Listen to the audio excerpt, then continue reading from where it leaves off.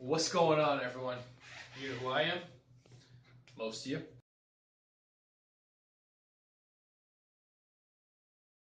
Talking about creatine.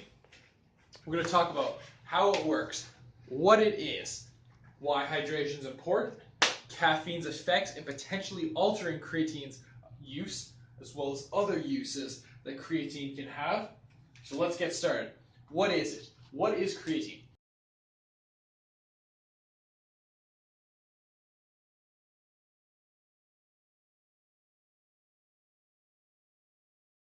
Creatine is made of glycine, arginine, and methionine, which are amino acids for arginine and methionine, and glycine is, well, a compound. So, how can you take it? It is an oral supplement. So, how much should you be taking? There is contradictory evidence on how much you should be taking. There's certain studies saying that you should have about 5 grams a day of creatine monohydrate, which is the simplest form of creatine, as well as there's other studies suggesting you should have it to upwards of 10 grams based on how active you are, how much you weigh, your level of fitness, and based on that there's a loading phase. So in my previous video, which I'll link to either below and or up top, you should have anywhere from 0.3 of a gram per kilogram over the whole day, not at once like I did, which kind of relates to my whole blender idea, which is why we're posting the link below. And you should be doing this for 5 to 7 days. After that 5 to 7 days, you kind of want to hit this 5 to 10, or the equivalent to 0.03 kilograms, or sorry, 0.03 grams per kilogram. It's kind of on all these words. Anyways, so how does creatine work? Basically, so your body produces ATP. The more active you are, the more ATP you use. Creatine works very well with anaerobic activity, which means that you don't have oxygen to help you. So you have a very limited supply of energy. As a result, your ATP becomes ADP. The way that creatine works is it takes a creatine phosphate, the creatine binds with a phosphate, and it's going to use that to turn that ATP into ADP plus PI, sorry. And then based on that, you're going to be able to use this to create ATP in a functional manner that your body could use. So for example, if you take creatine on a regular basis, you can use it with your deadlifts to improve your strength output. It's a very anaerobic exercise. It lasts anywhere from 5 to 35 seconds, depending on how many reps you're doing. But it's not much longer than that, so it's mainly, if you're doing it properly, anaerobic. Continuing along, it's in foods such as meats. Beef has the highest concentration, roughly 5 grams per kilogram. Now that's a lot of meat to be eating, especially beef. I don't know about you guys, but if I was to eat that much beef in one day, I would be having significant stomach pains. It's also in chicken, it's in eggs, very minimally, mostly meats of some sort, and it kind of relates to the whole B12 idea. So creatine and B12 are both in meats, they both kind of work together, and that's going to lead into its other uses, especially with old people. So we're going to continue on with hydration and its importance. So, there's been studies suggesting that you can have upwards of 5 pounds of water retention. So if you're noticing that the scale is increasing, it's generally because you're retaining water from that creatine supplementation. There's an increase in water in your body, which, as I've suggested, it can be upwards of 5 pounds. But that doesn't necessarily mean that it's an increase in 5 pounds of fat or muscle. It could just be water. So it could be more, it could be less, based on how much water you're actually drinking.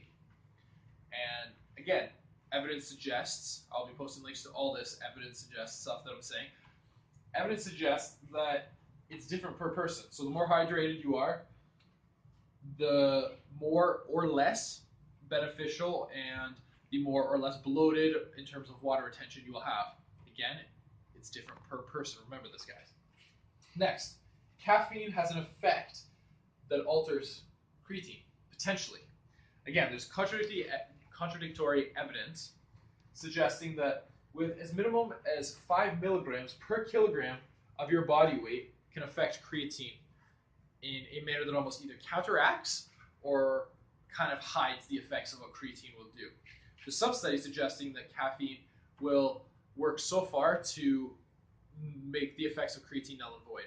So certain pre-workouts where it's overdosed on caffeine and it's got that 5 to 10 grams of creatine, can pretty much make the effects of creatine not substantial. But at the same time, there's actual studies based on specific pre-workouts. I will be posting the link to this one on assault. It says that it pretty much works the same. So caffeine is more overdosed in this assault pre-workout. It could be mostly masking the effects that your creatine is going to have, but nonetheless, the people in this study found that they were able to have a stronger leg press, stronger bench press, and a stronger deadlift in comparison to the group that just had a placebo or in comparison to the group that just had creatine. So there's potential for it to actually be playing a role, but it could also be caffeine masking that role. At the same time, timing is important. It has been suggested that if you're having creatine and caffeine together, like I've been saying, it could counteract the effects. But at the same time, if you have creatine in the morning or at night, and then you have caffeine anywhere from a half hour to an hour before you work out, you may be fine entirely. There's certain studies suggesting that this is the case. So it's very kind of not well researched, contradictory in how the effect of caffeine and creatine either coincide or don't coincide together. And last but not least, I want to talk about other uses. So as bodybuilders, as fitness enthusiasts, we all know about the effects of creatine in aiding with strengthening our lifts, making us look bigger, making us look fuller.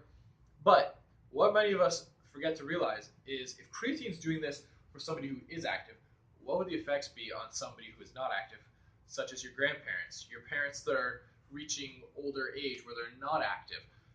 There's been evidence to suggest that creatine can actually play a role in stopping or slowing down muscle wasting, such as sarcopenia or just general age-related muscle loss. And why does this play a role? Because creatine's ability to have cellular energy and maybe playing a role in protein metabolism. So as a result, it slows down the rate that you're going to lose your muscle fibers. You know the whole lose it or use it principle, in the sense that if you don't use your muscles, you'll kind of lose the benefits. Creatine has been suggested that it can slow down the effects of this. There's an actual creatine out there right now called Crealkaline, and it has been suggested that this is more beneficial in terms of creatine. It's a creatine monohydrate, but it's at an alkaline level, so the pH is about 12.2. It's been suggested that this creatine can actually aid people who are over the ages of 65, attempting not being active, because it's not going to have an effect on their GI tract, and it's going to not have as intense of an effect on, in terms of bloating, dehydration, if you're not drinking enough. Just more or less, it plays a role in aiding in muscle wasting, slowing it down entirely.